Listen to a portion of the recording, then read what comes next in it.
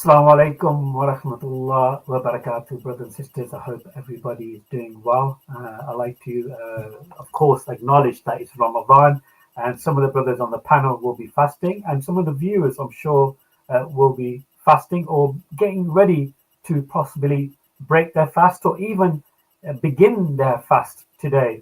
Why I touch on this topic right now of fasting is because the show is titled The War on Gaza. This is the second Ramadan for the people of Palestine. And just I was breaking my fast earlier today. And, within the Asian culture, it's traditional to have many dishes. And straight away it came to my mind, that what about our brothers and sisters around the world who do not have this type of uh, nourishment, the water, the liquids, the vitamin tablets that I take, or the other supplements that I take. And it kind of like stopped me at my tracks. And without eating to my fullest, I left the table and I came up and prayed Maghrib, and now I'm here. But it really breaks my heart, brothers and sisters. And throughout this month of Ramadan, I really didn't want to do any streams.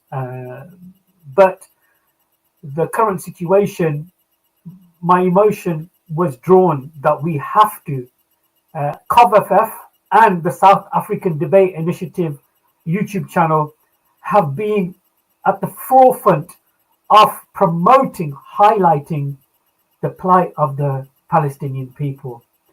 And even though we've received strikes, social media platforms have been hacked, emails were received threatening me to shut down my YouTube channel, trying to blackmail me, much more, we still continue with this work. So please, brothers and sisters, if you are able, I'm sure you are able. I'm not asking for any money like other Dawah channels or other personalities. All I'm asking for you to do is share the stream, share the link. That's all I'm asking.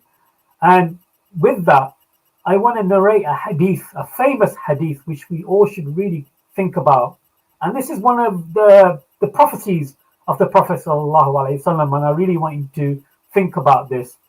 This hadith is in the book of Sunan Abi Dawud and is an authentic hadith. The Prophet sallallahu alaihi wasallam said, "The people will soon summon one another to attack you, as people when eating and invited others to share a dish." Someone asked, "Will that be because we will be small in number?" The Prophet sallallahu alaihi wasallam replied, "No, you will be numerous at that time, but you will be like the scum and the rubbish that is carried upon the ocean. And Allah will take the fear out of the breasts of the enemy and put innovation into your hearts." Someone asked, "What is innovation?" The translation in Arabic is wahan. The Prophet ﷺ said, "The love of this world and the dislike of death." And this hadith, I was just talking to brother Muslim apologist about it, and how true Sallallahu Alaihi Wasallam is, that we are 2 billion in number, plus growing. But look how we are divided. We are divided in different ways. So, brothers and sisters, like once again, quick reminder: please like and share the stream. I've got a beautiful panel today with beautiful brothers who are passionate about this topic, just like me. And we are in probably 4 different continents right now.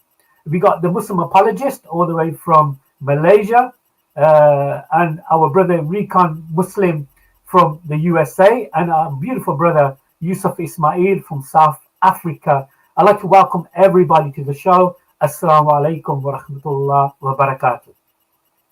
Wa alaikum assalam wa rahmatullahi wa Alaikum salam, brother. Ramadan Mubarak to everybody.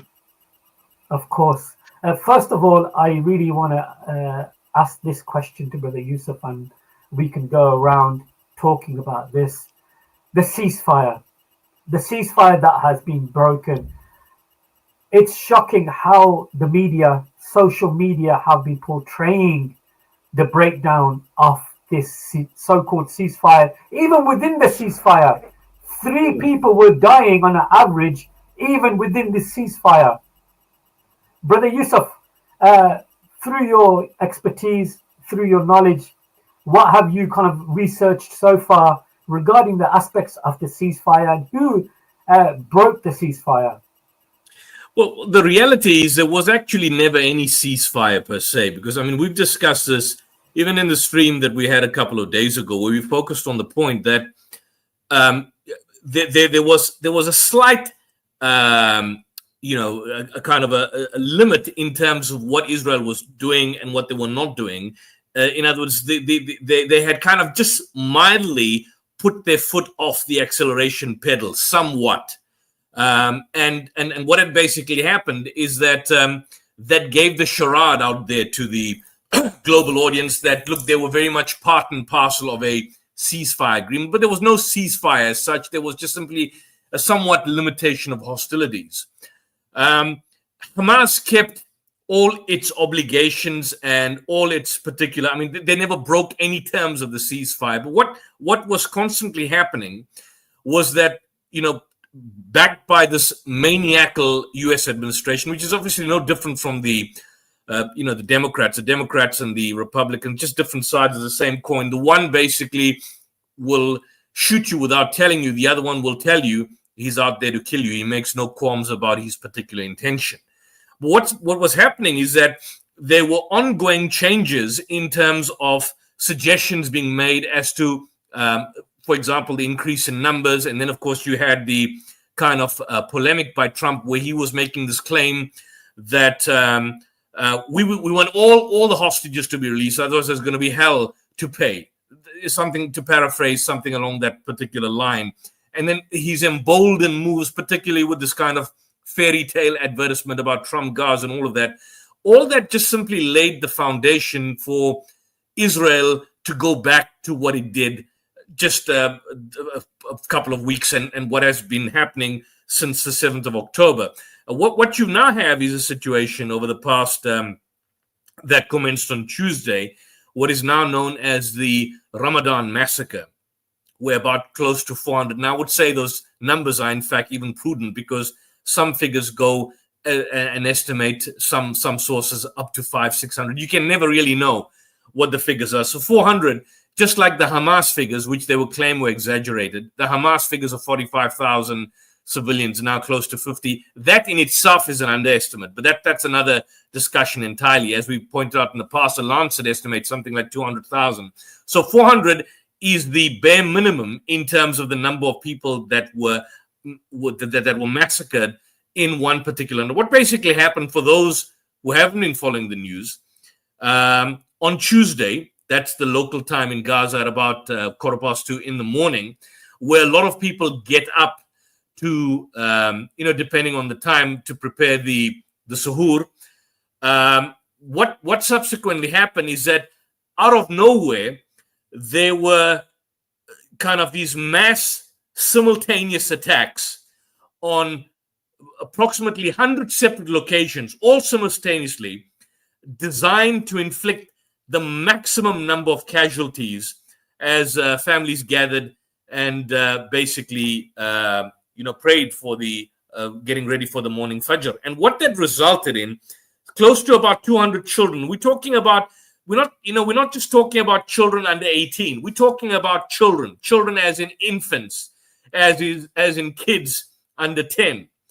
And the one thing that is quite clear is that in going ahead with these particular vicious attacks, it's quite clear that Netanyahu proceeded and was emboldened by the kind of green light that he essentially got from Trump and Washington, over the past couple of days, and of course the weeks before that. And at the same time, simultaneously, the United States have been bombing Yemen. So that which resulted approximately about 31 martyrs that were killed in Yemen over the past couple of days. So you have sorry, Yusuf, I don't want to cut you off because there's other brothers here, and I really want to give them time to also speak. And inshallah, we'll unpack Yemen. We're going to unpack Syria today, the aspects of that. I know the Muslim apologist mentioned something to me just earlier today regarding some of his countrymen being killed in Israel, in Gaza. The Muslim apologist, can you tell us more about that particular incident? Yeah, sorry, Yusuf, to cut you up there.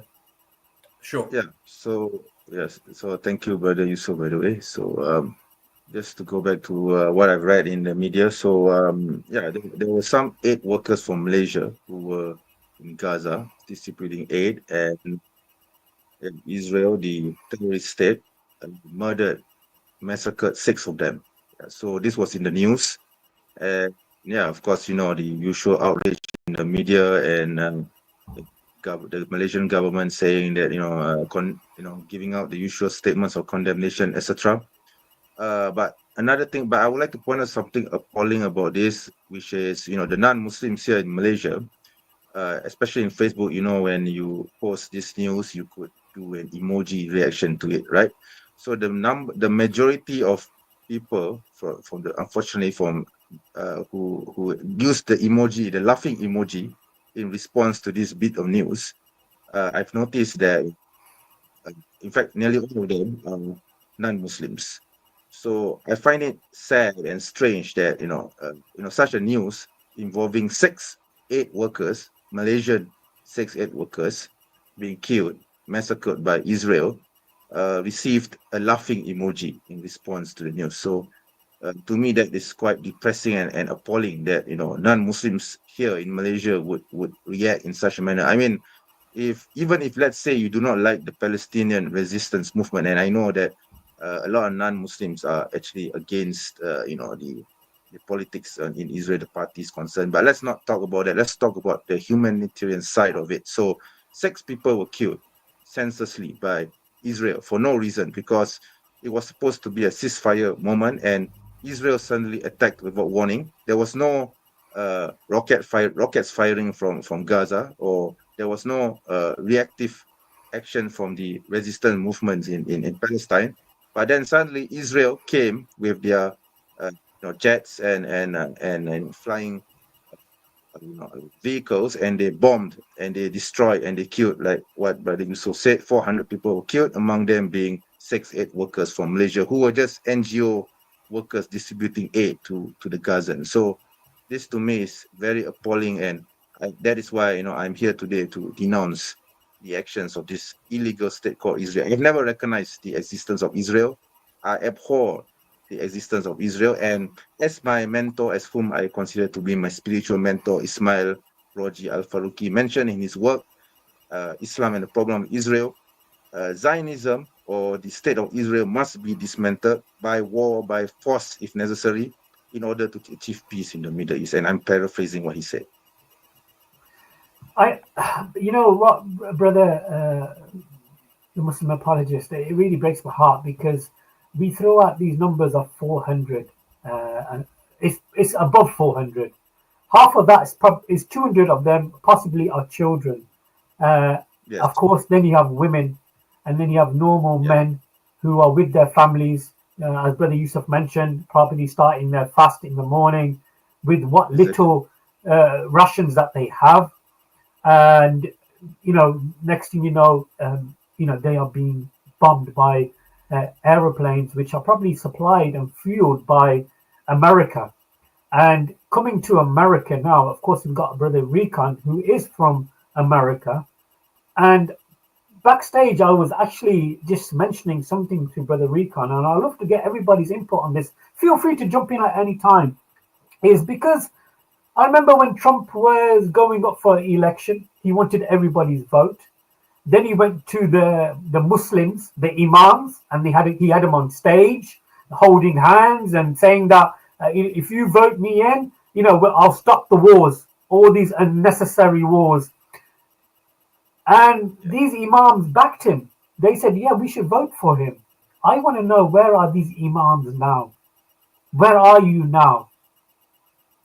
With that, I'm going to pass the mic on to Brother Rican, who is, like I said, who is from the other side of the pond, as we say here in the UK. Brother Rican, thank you for joining us, brother. Yeah, assalamu alaikum. Yeah, I mean, I was live all this Muslims trying to back Trump, and I was live and I said it a million times, and I keep saying it, that Muslims in the U.S. are blind, deaf, and stupid in the worst possible way. In just a completely different level of stupid. To think somehow that he was going to do anything or honor anything, it's almost like derangement syndrome. The love for the dunya and the West just overshadows everything. I said, oh, he said some words, and I'm like, and then people are surprised. I'm like, I'm not. I think I'm like the only one that's surprised. I'm like, yeah, I knew that was going to happen. Like, what? I'm not surprised, but I know the history. I know the history of my people. I know everything the U.S. has done to my people since inception. They said we were savages. People in the islands, we were savages. We were less than them. And right now the island is being slowly turning to an apartheid state. That's what they want. That's always something they've always wanted. They want us to be indigent servants. We're second-class citizens, and it's just the mentality of the West. And for some reason, the ummah, if you want to still call it an ummah, it's not. There's no ummah. There's some people who believe in the teachings of Islam. I'll grant them that. There is no ummah. People keep saying it. There is no ummah. If the Prophet were to come, down here again on it, he would be like, wow, where's my ummah? And they're like, no, we're right here. I'm like, no, you're not. Seriously, where's the ummah? You guys not, sure, you might be Muslims. You're definitely not in the ummah. You're not it. You're not it. Okay, there's no ummah. People need to stop saying it. There isn't any. Okay, it's obvious. Okay, they love for the dunya and the West, everything else overpowers everything. Okay, I'm not surprised. People are acting like it is surprised. I don't know how you could even enjoy Ramadan, enjoy the breaking fast when brothers and sisters don't have access to water or food. You have all these videos of people just gorging themselves with this huge, this is what I'm eating for Ramadan. I'm like, how are you even enjoying that? Like, how? Can anybody explain this to me? Good point, Akhi. You make a beautiful point. I dislike when people take pictures. They take pictures of the food that they're going to eat. Yeah. And they put it on social media. And I'm thinking, why? And the sisters are all, everything's a lifestyle. Sisters are out there with a lifestyle. Oh, this is what I'm doing. This is what I'm dressing. I'm like, mothers are bearing pieces of their kids. And you're talking about your makeup routine in Ramadan, and it's like, is this a joke? Like, is this a joke? Like, is it? Like, I feel like it is a joke. I feel that it's all a complete joke. Okay, and it's appalling. It's just like this Ramadan, my imam has actually lowered being around quote Muslims. Okay. There's no respect for masjids. They don't do anything on it. It's the only thing they talk about is some money or this and that on it. I'm like, people who are dying every day during my Ramadan. Like, what? Absolutely. Like, the ceasefire. Within that ceasefire, over 170 people died within that ceasefire. But there was never a ceasefire. Even on the reports on it, they were still attacking during the entire ceasefire. They called it the drumming of, I don't know what they call it on it, but there was never a ceasefire. People are like, oh, they broke. There was never once a ceasefire. They call it mowing the lawn. Just because they weren't carpet bombing. It's like, oh, they're not carpet bombing, so there's a ceasefire. And that's not what a ceasefire is. And it's just, it's like, well, we're all the Muslims, we're all these big influencers that were, running for Trump. Where are they at? They're on social media with the American flag and Muslim. Where are they at? Where are they all at right now? At least I would just be like, yeah, I was stupid. I was blind, deaf. Obviously, I need to pray. I need to seek Allah because I'm off the rails. No, none of them are saying any of that.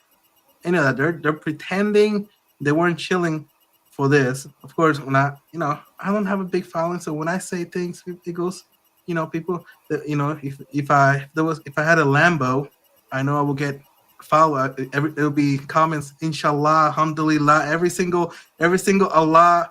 It'll be on the comment section. All you have to do is have a Lambo, talk about Dubai, and every Muslim, alhamdulillah, inshallah, alhamdulillah, inshallah, alhamdulillah, mashallah. You talk about Gaza. Oh, here we go again. Oh, it's a genocide. People are dying. I'm trying to move to Dubai. They're bringing me down. I just want to know about a skin routine, or I want to know how I want to know the 3 verses of the Quran. They're going to make me a millionaire.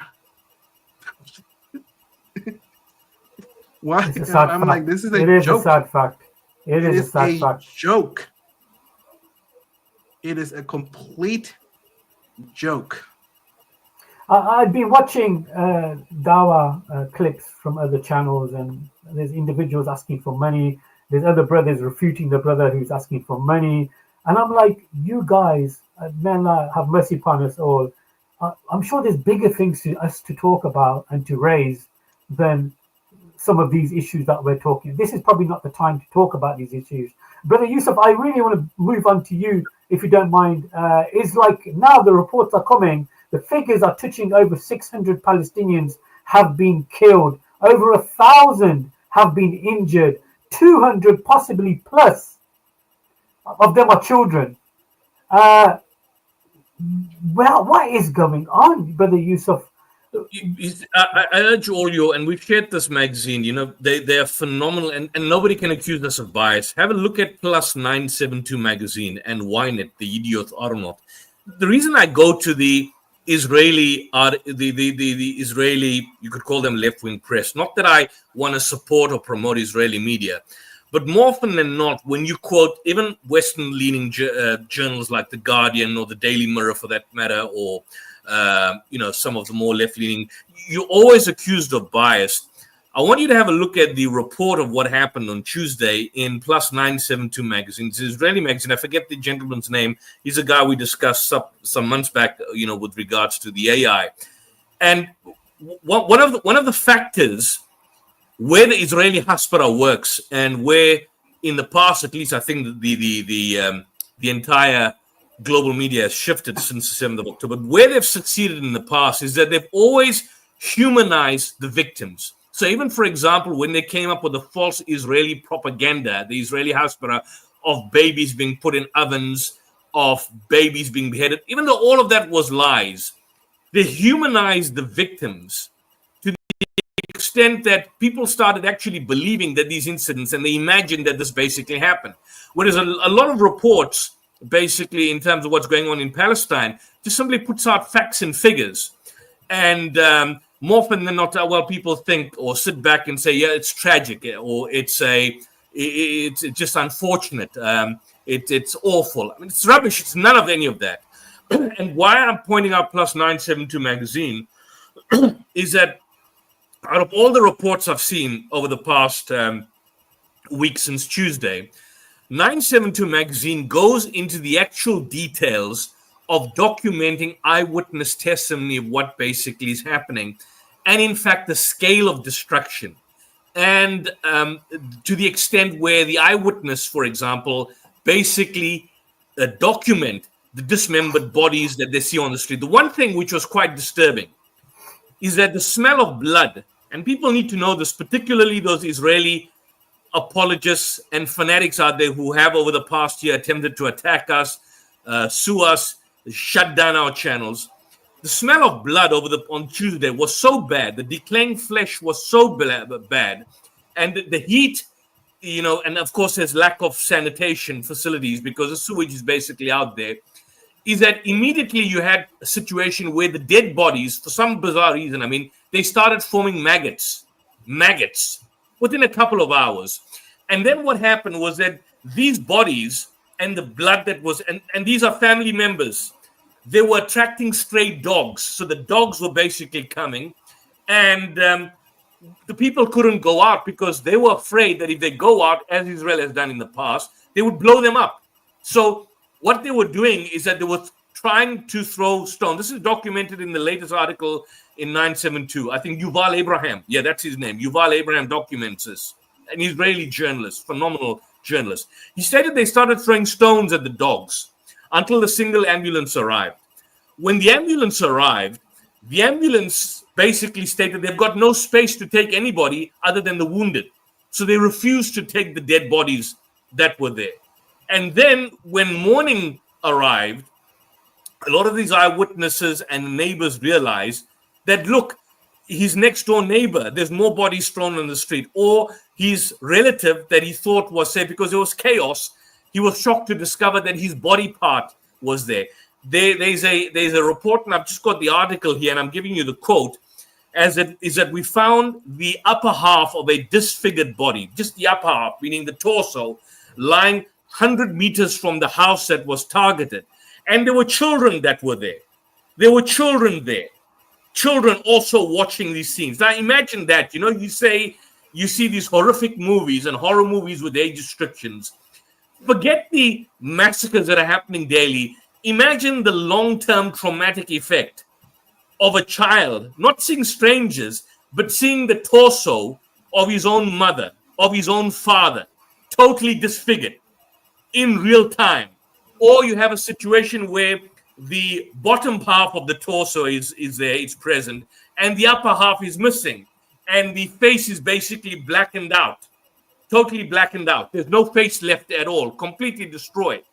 So what I'm pointing out is that when people out there, and certainly I'm not referring to any of you brothers, but when people out there talk about people being killed, it's like when you throw out figures, it becomes like a kind of a statistical gameplay. It's like statistical gaslighting, where people don't realize that this is not a tragedy. You see, this is not as you see some of the journalists stating, oh, this is a tragedy. This is awesome. Rubbish. This is not a tragedy. What a tragedy is if you have a flood and people die in a flood, a natural disaster, or there's a tsunami, or there's a drowning incident. None of this is a tragedy. None of this is a tragedy. This is plain down evil, mass murder, and genocide, and call it what it is. So even when people say it's awful, it's unfortunate, it's tragic, bullshit. Forgive the language, rubbish. Don't buy into that rubbish narrative. And this is the point. That's what Francesca Albanese, the phenomenal UN Special Rapporteur to the occupied Palestinian territories, in this interview she had, I think, yesterday on Channel 4 with one of your upper-class British Indians, I think Krishna Gurumurti, that's his name, Krishna Gurumurti. She pointed out the fact that how can you, after more than a year of genocide, go back to have the audacity, to have the lack of moral proclivity to now even question what happened on October 7th, whether it was a genocide or not. How can you talk about that? How can you even hypothecate about whether that was a genocide when what you see before your very eyes is indisputably, unmistakably a genocide? And just to add to the point which my brother Rican Muslim made the point about, the aspect of the ceasefire, where there was no. It's quite clear there was no ceasefire. But what people need to know is that the ceasefire, in inverted commas, was more like a kind of what they call in law in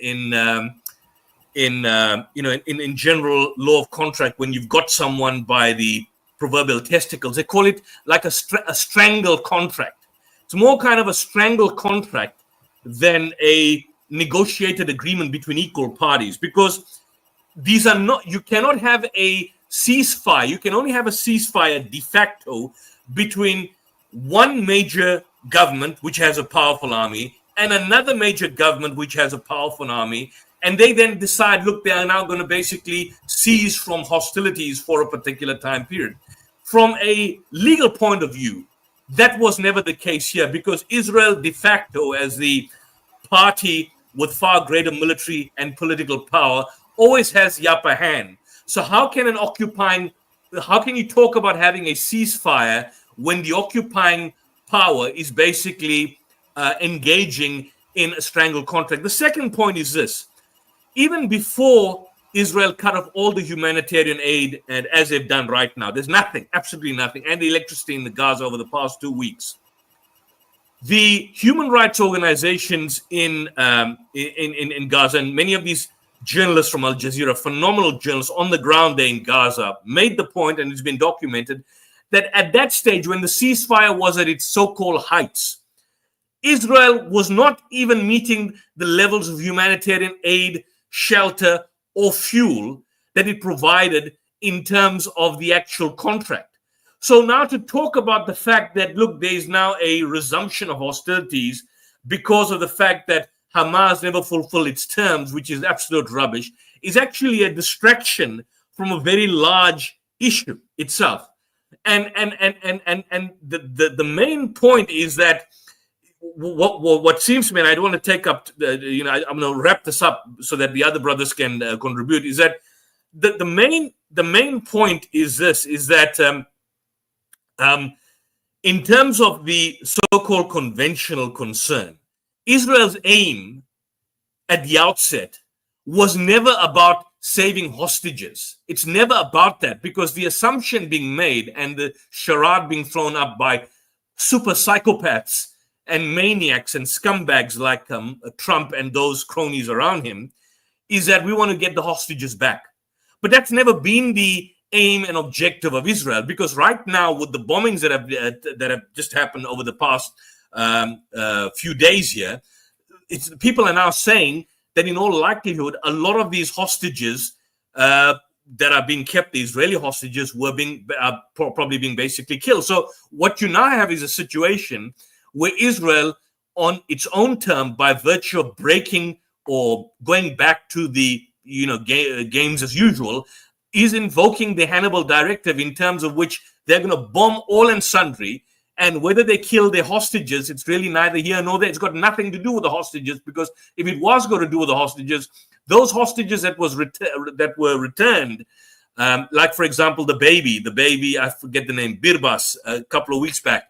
Many outlets like the Electronic Intifada, like journalists on the ground, stated that those hostages were not killed by Hamas, they were killed by Israel. In fact, there hasn't been a single documented case of any hostage that was taken by Hamas that was actually killed or raped in captivity. Not one. Look at those female soldiers that were released by Hamas. I mean, they criticized Hamas for making a particular show. They were in fine health. They were getting meals. Even though there's starvation there amongst a vast population, you can criticize Hamas for that, but they were well fed. Most of the hostages released and that are alive, none of them have documented any kind of torture. None of them have documented rape. None of them have stated that Hamas has killed anybody. Rather, the issue is that Israel has been killing its own hostages, just like it did on October 7th, and is doing now under the present carpet bombing. So the point that people need to know is that there is no ceasefire. This was like a strangle contract between two unequal parties. You've got one belligerent outlet, which is a terrorist regime, and then you've got a non-state actor, Hamas, which is not a government, and Gaza is not a government at all. The West Bank is not a country, and the West Bank is not a country. And, what has unfortunately happened is that when you've got a maniac in the White House, this guy is so insane. Brother Yusuf, I touched on the aspect. He had this idea that he wanted the votes, and he aimed for the Muslims, and the Muslims fell into the trap. I don't know if you saw it in your side of the world, where they had him on stage, the Imams of America. We are going to back Trump. He's going to end the war in Gaza and rebuild Gaza. And within 2 months, it's flipped on its head totally. But what I find shocking is that the naivety. I mean, I can understand in a world where social media doesn't exist, where newspapers don't exist, where you're seeing a person who's ascending to the presidency for the first time, and he's a dark horse, and you don't know his background. But I mean, Trump, for heaven's sake, people have known about Trump. I mean, I knew about Donald Trump when I was in school. I mean, the guy is a psychopathic. He was a psychopathic businessman. He's a narcissist. I mean, I don't know if it's deliberate. It cannot be ignorance. It certainly cannot be ignorance on the part of the Muslim imams about Trump, and certainly no ignorance on the part of the Muslim leadership in the Middle East about Trump or what he stands for. A lot of these particular leaders, I think more often than not, it's a question of political expediency. I mean, we had the same thing in South Africa, where a lot of the ulama, the Molvis and the mullahs, particularly from the Deobandi fraternity, sided with the apartheid regime during the heights of apartheid. I mean, I was not around then, but the point is that it was mavericks and people who were disowned by the communities, like Ahmed Didat or Imam Ahmed Qasim or Imam Abdullah Haroon, who was slaughtered by the apartheid regime. These were the voices that were an aberration, but the vast majority went with the establishment. And so it appears to me that I'm not surprised at all. Is it the slave mentality? I'm sorry to bring this up. It is a very hot topic. Is it the colonial kind of like mentality that we're inferior to the whites, and they, colonizers, they gave us education, so we should really kind of like bow down and go with this ideology, even though they look at us. I remember the days, and this is quite offensive, that they used to call people like me coconuts, or other people coconuts, that you're dark from the outside but white from the inside, and all this kind of ideology. So do you think that was also part of the thought process there in South Africa? Look, in the South African context, there were many factors, but a lot of these individuals also had deep pockets. So there's a number of factors that basically play into it. But I think it's also a question of, I wouldn't say in the United States context, I mean, there's clearly no ignorance. So I can't. I actually push back on that, Yusuf. I actually think there is ignorance. I think when I visited America myself, you speak to Americans, and no offense to your brother Rican there, that when you ask them about places around the world, like capital cities and stuff, they have no idea of leaders or countries. You ask them where is Ukraine, they would not be able to tell you where Ukraine is. If you ask them where is Palestine, they would probably say maybe another universe, another planet or something. They do not know that these places exist. Only thanks to media and social media that these things have been brought to a lot of Americans and other people attention. But pushing back on something that you said there, brother Yusuf, when the ceasefire was arranged, you are saying that basically Hamas kept the deal. They continued with the agreement, but Israel are the ones that broke the ceasefire, put more restrictions on the Palestinians, such as blocking electricity, blocking water, and even the UK government, which really shocked me. Even they came out just the other week here in the UK and said this is against international law. That was Lammy, and Keir Starmer tried to play down what David Lammy stated in relation to the fact that, and Lammy is a snake himself. I mean, because he was quite clearly promoting the. You remember he was the first one on BBC that started mentioning and promoting the lie of beheaded babies and mass rapes. But what he appeared to say was that Israel may appear, and look at the words that they couched it, may appear to have breached international humanitarian law, which was kind of played down by Keir Starmer in terms of what Lammy stated. But there's no may have. It has over the past year, more than a year. We went through all the reports. We went through Amnesty International's report. We went through Human Rights Watch's report. We went through the Special Rapporteur's report in October last year. 2 days ago, we went through the latest UN report in detail. I think it was about 49 or 50 pages. And all those reports, these are non-Muslim that are individuals involved in the research. So they've got no particular bias, non-Palestinians. And all of them make the point that Israel has committed 1, ethnic cleansing, 2, genocide, 3, crimes against humanity, 4, war crimes. In the latest report, you've got the allegations of sexual violations being committed against the Palestinians. And that's documented. But beyond that, the B'Tselem report that we discussed so many times, the B'Tselem report, the Israeli Human Rights Organization, in its Welcome to Hell discussion, which is about more than 200 pages, give us case study after case study of Palestinian women being raped by Israeli soldiers, men being sodomized and having their genitals electrocuted and tortured in the most horrendous, shocking ways possible. So when I was speaking about the fact of they're not ignorant, I was referring to particularly, I think the Imam that you are referencing is the one called Husseini, who was interviewed by even Mahdi Hassan. I was looking up right now.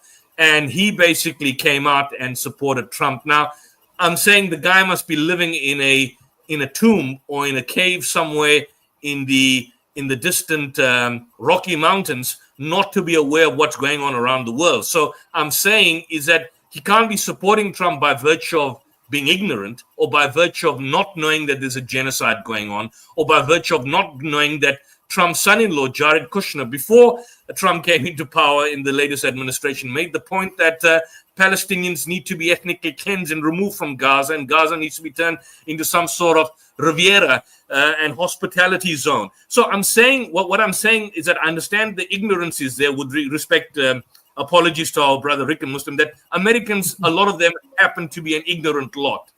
But a lot of these leaders, and I'm talking now specifically, which angers me, Muslim leaders that have come out in support of Trump or in support of past administrations, cannot have done that by virtue of their being ignorant of the situation of the American administration. I mean, they clearly lived in the lifetime of the Iraq War and the wars in Afghanistan and what happened after 9/11, and of course Gulf War I, and the drone attacks by even someone who pretended to be as placid as Obama for that particular man. So they've lived through that, and they can't clearly state that they are not aware of it. So when people take positions, I always say, what's the motivation there? I don't know what the motivation is. Do they want to perhaps become so-called, be viewed by the establishment as official representatives of the Muslim community? That's a possibility as well. And it happens that they are now the official spokespeople for the Muslim community. I mean,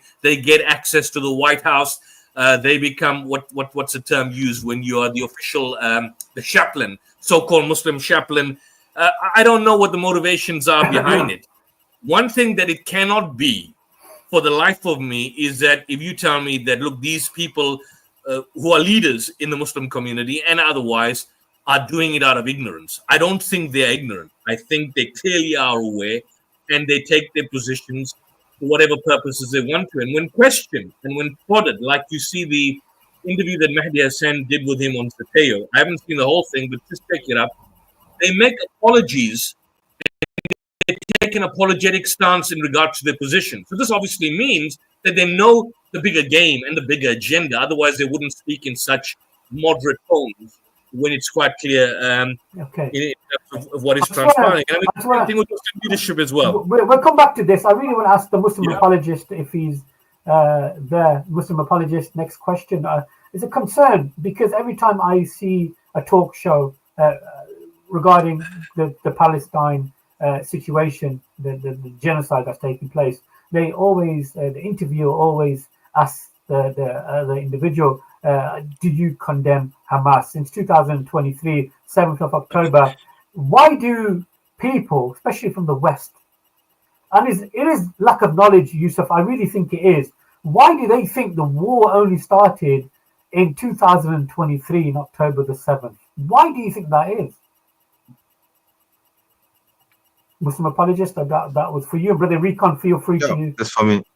Yeah, all right. Yeah, so you're asking about the reason, just to clarify, you're asking for the reason why the war happened in the first place? No, why do you think people from around the globe, especially from the West, only think the war started in 2023? All of a sudden, these butchers, these barbaric, this medieval Arabs came out of the desert and started slaughtering innocent Israelis. To my knowledge, the war never started there. It started many, many years before that. I'd love to hear your take on that, brother.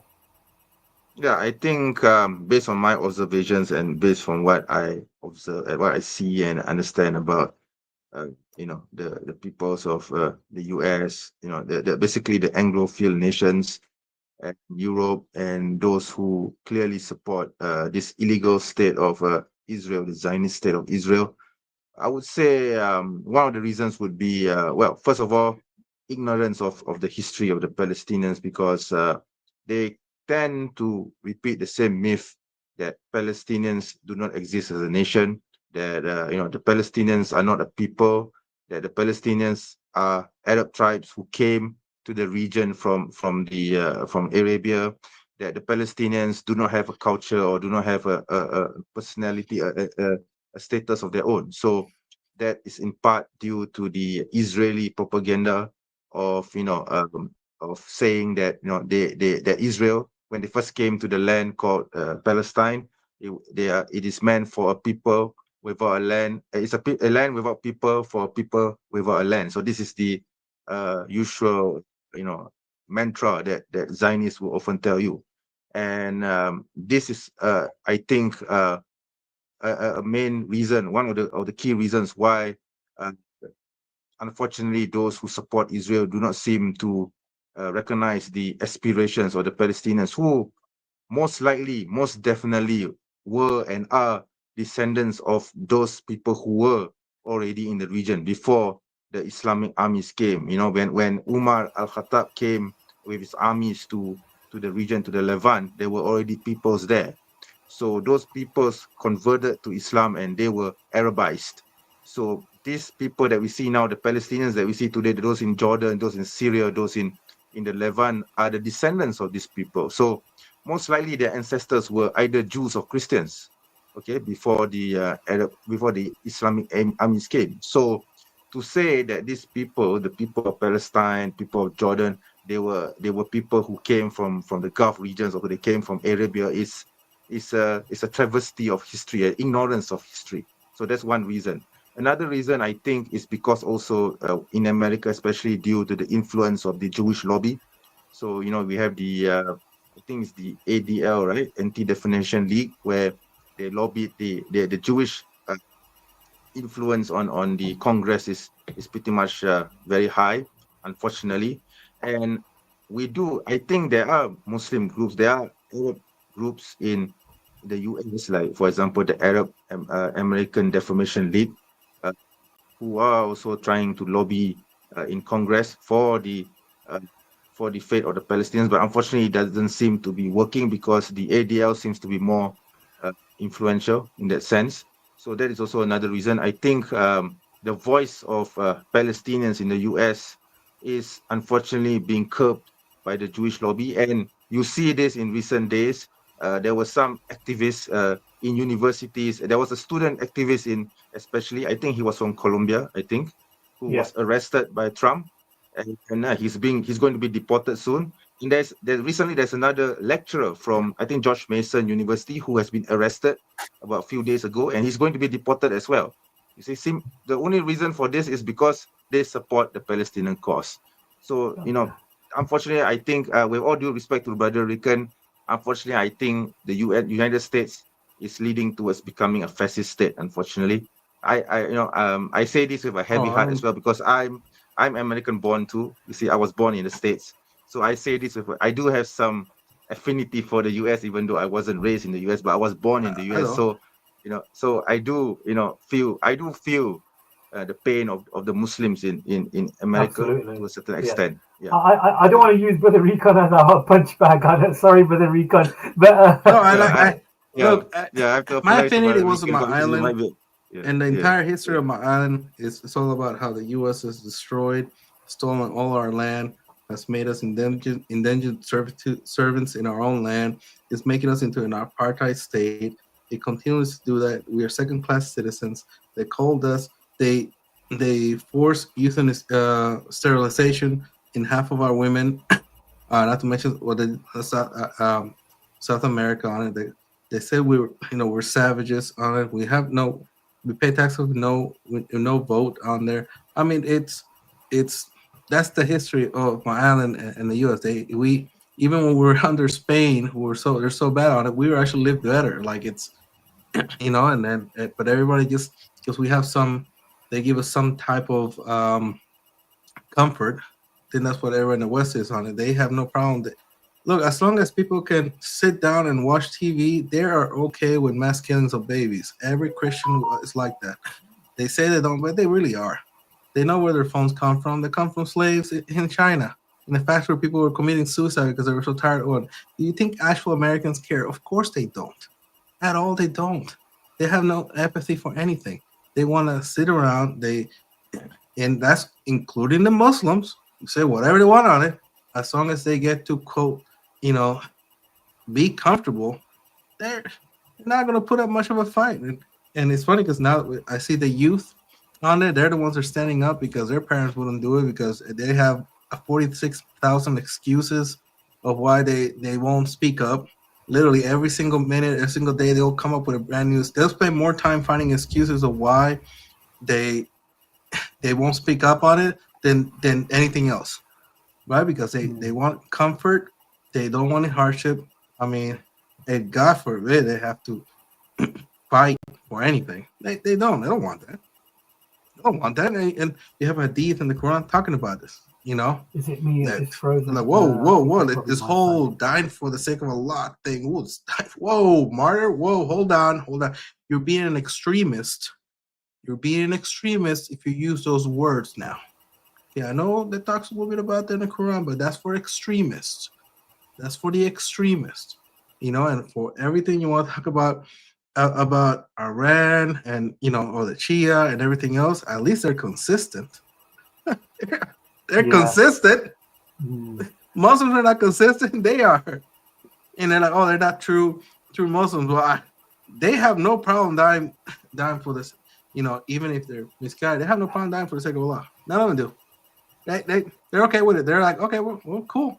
Become martyrs. They have no problem with it.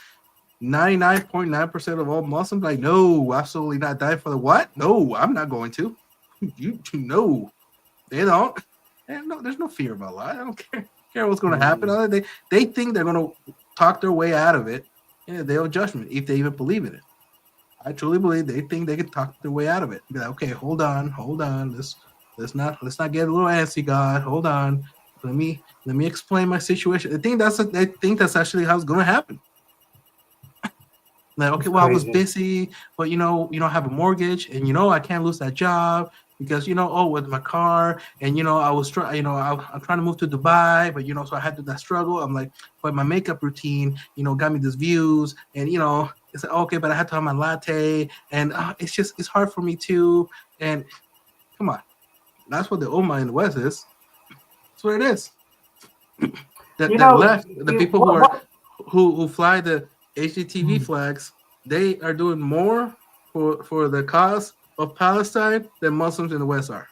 What shocks me, brother Rican, what shocks me? Imagine if a U.S. aid worker was killed in, for example, Syria or a UN worker was killed or a Malaysian aid worker was killed in Ukraine. Iraq or Ukraine. It'll be uproar. It'll be on front page TV. It'll be splattered all over. You never stop hearing about it. You get to know his name. You get to know a picture about him, that he was a loving husband. He had 3 children. These were his children's names. He had a wife. He had a pet dog and so forth. For the West, when even today, just 10 minutes ago, there's been a UN aid worker that was killed. Their army base was bombed by tanks, and one of the aid workers from the United Nations was killed. And even today, the Israeli army are doing their internal investigation, saying that it wasn't us.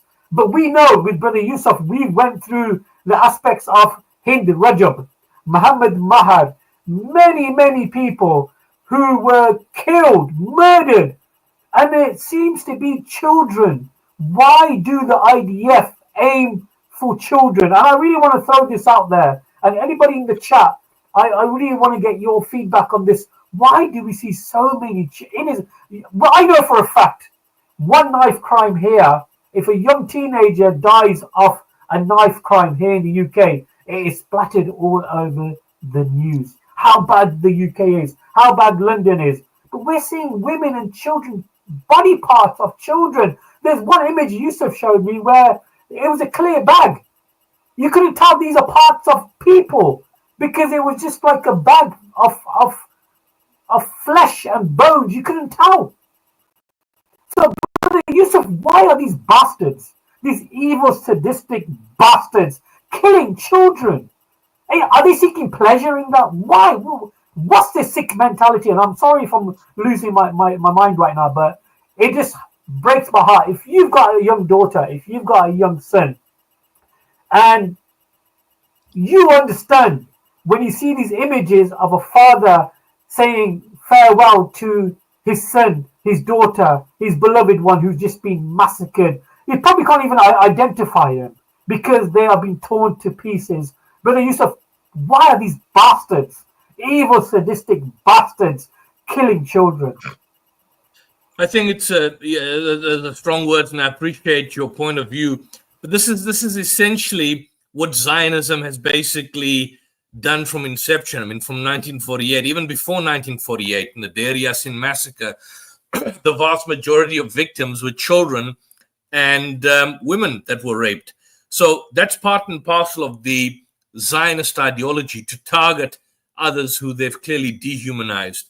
In the context of what's happened since the 7th of October, when the genocide commenced, all the Israeli politicians, or at least a vast majority of Israeli politicians, have explicitly framed the children of Gaza as not innocent. In fact, I think the president, or, we saw all those statements, but basically, we had one politician that essentially stated that the children of Gaza have brought this upon themselves.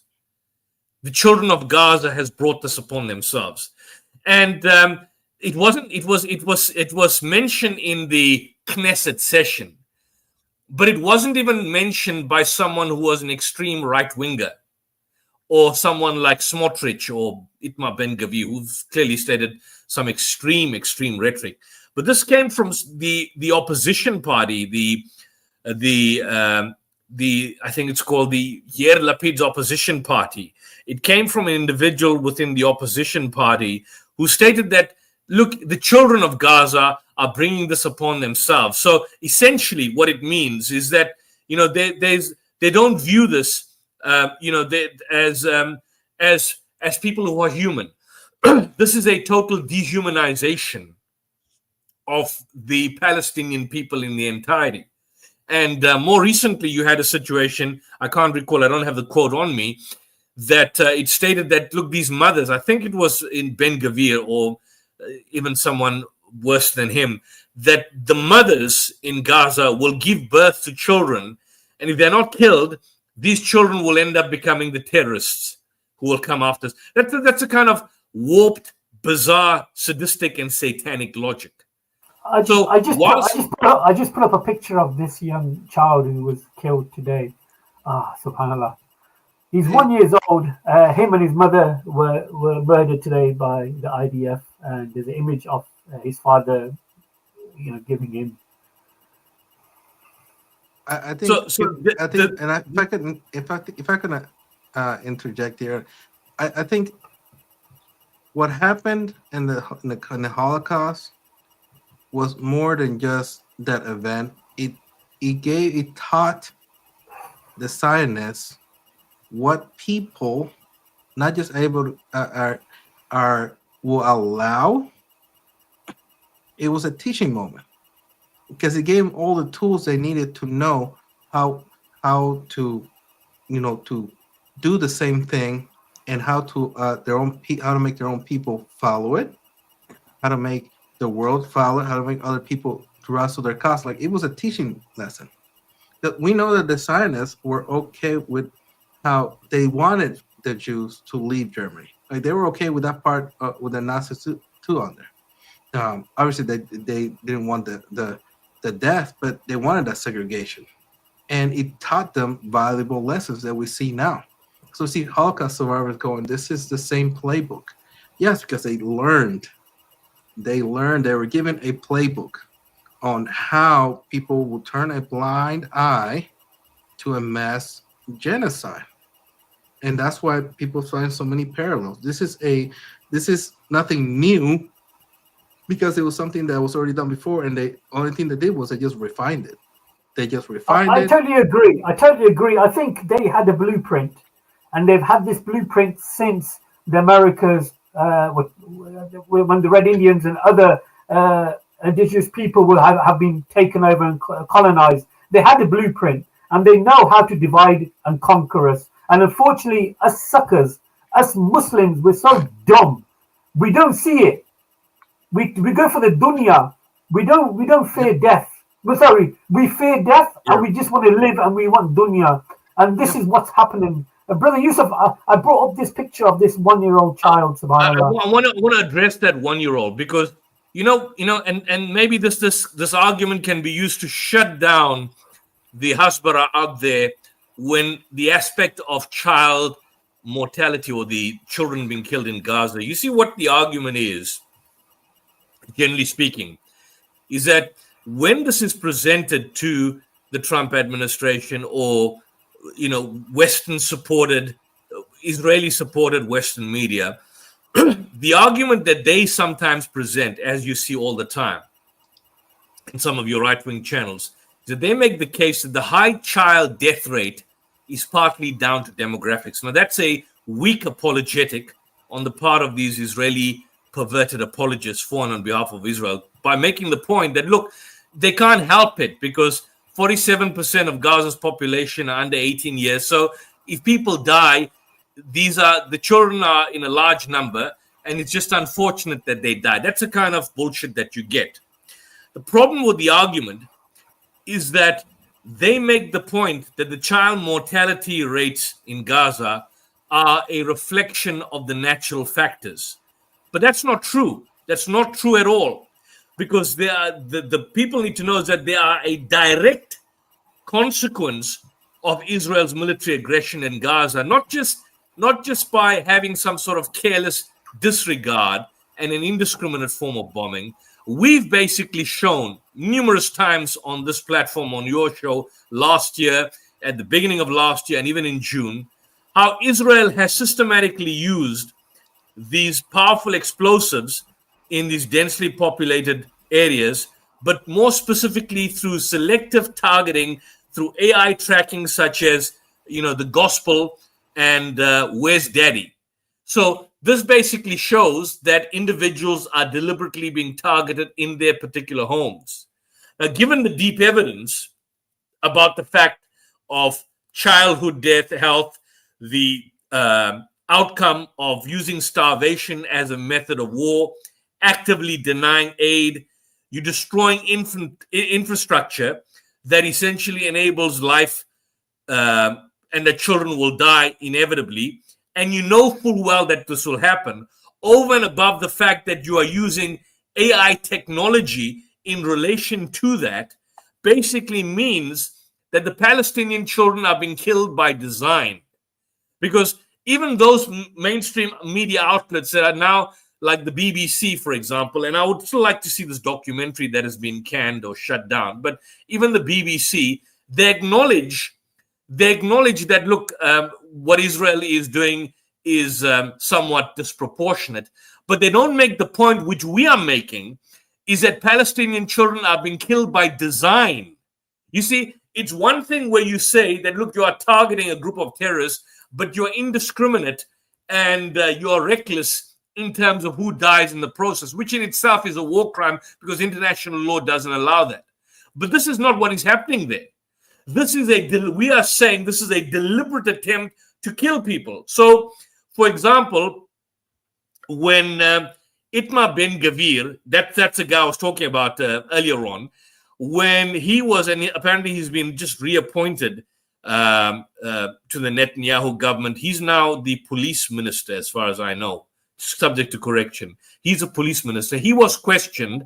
Imagine that, the minister of police in Israel. He was questioned, what do you say about the so-called open fire policy of the army in terms of its directive? And he makes the argument, to quote him, is that we cannot have women and children getting close to the border. Anyone who gets near, whether it's a woman or a child, must get a bullet in the head.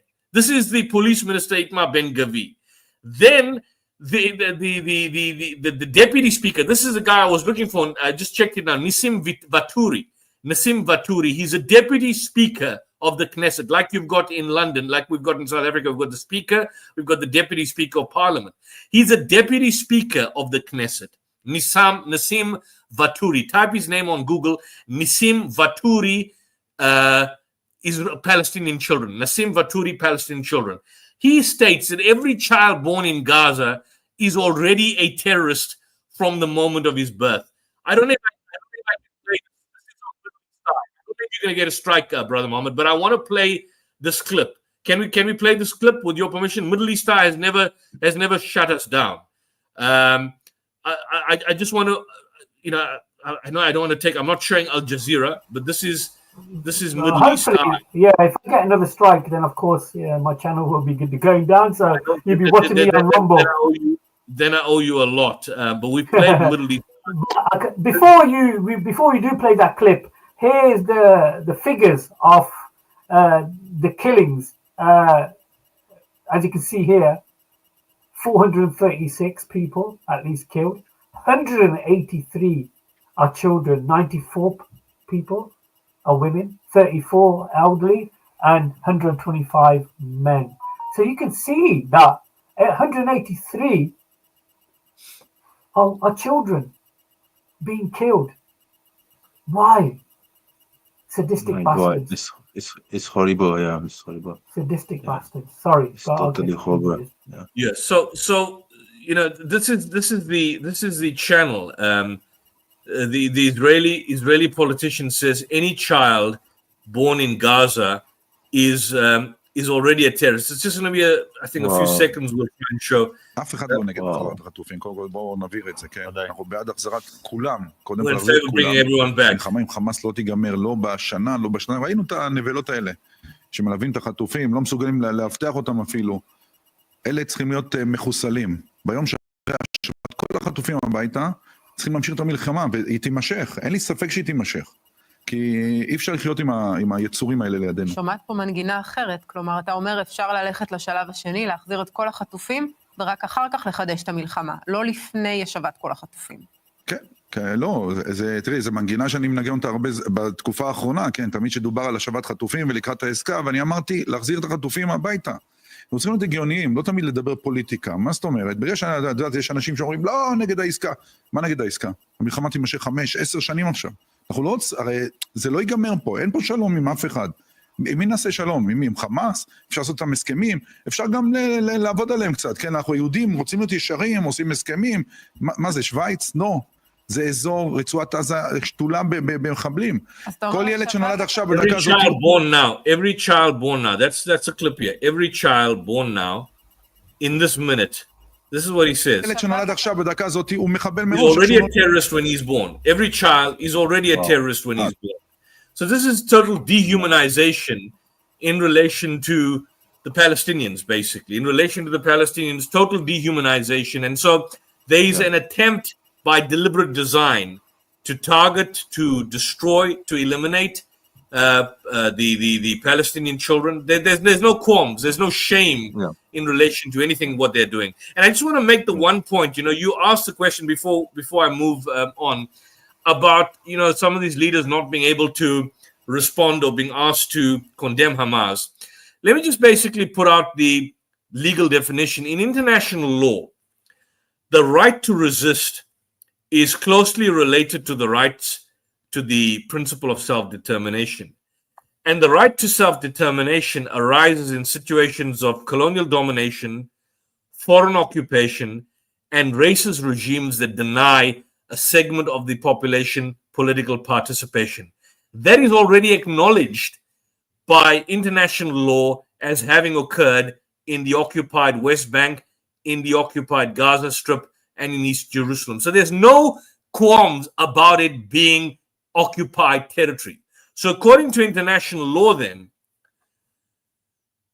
the state, which in this case would be the Israeli state, has no right to use force against lawful exercise of self-determination, whilst those who are seeking self-determination can use military force if there is no other way to achieve their goals. So the question is, did Hamas have any other way to achieve their goals? The answer is no. They tried. The Palestinian resistance tried in general during the Great March of Return in 2019, this Gandhi-like protest on the borders, symbolically stating they want to come back to the homeland. What happened to them? They were gunned down. They tried before the formation of Hamas. They tried over the past, even through the democratic box in 2006 when Hamas came to power. So all of this was tried, and the United Nations, in fact, the Charter of the United Nations states that there's an inherent right of national self-defense in the face of aggression. In this case, in the face of Israeli aggression. So based on the Charter and based on previous military instruments, all scholars have argued, legal scholars for that particular matter, that the right to resist exists in customary international law where self-determination is an issue. Is self-determination an issue in the occupied Palestinian territories? Most definitely. Now, can war crimes be committed where the right to resist is basically fomented, or where people are engaging in the right to resist? Of course, but I mean, war crimes existed were committed by the ANC government. The ANC government, for example, in South Africa, they had a policy where fellow blacks who they viewed or deemed as askaris or as traitors, even though there was no empirical evidence or proof, they would, for example, have a system in the townships, the black townships, where they would take a tire, they would pour oil, and they would then light the tire, and so the person would burn to death. This was done in broad daylight before other children. This was done by the armed military wing of the ANC government called Umkhonto weSizwe, and by other groups like APLA, which was part of the Pan-Africanist organization, the armed military wing of the Pan-Africanist Association, the Pan-Africanist Congress of AZAPO, and the Azanian People's Organization. Now, all of this could amount to war crimes, but did that in any way detract from the fact that the right to resist and the right to stand up against apartheid was illegitimate? Absolutely not. So in the right to, in invoking the right to resist by virtue of the principle of self-determination, it is possible that you can be committing war crimes or what could be viewed as crimes against humanity, but that does not in any way detract from the legitimate right to resistance. And in such a situation, the occupying power has absolutely no right under international law to raise the principle of self-defense. So, as I've mentioned on this stream and on many other streams, when Hamas entered that area where the Nova Music Festival was, and the various kibbutzes in the southern region of Israel, all that area was not a different country. It wasn't a situation of Brits or the British coming and invading Israel. These are people who are part and parcel of that particular land. Their ancestors, their forefathers, their grandfathers resided in that area where the kibbutzes are set up, and they were kicked out and dumped into this refugee camp. So by them entering that area, it was not a question of one sovereign territory breaking and entering into another sovereign territory. Nothing along that particular line.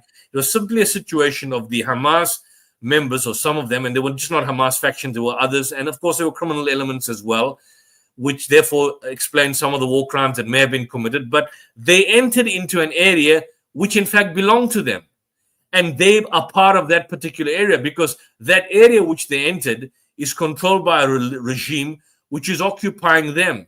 And so long as you're an occupied entity, and so long as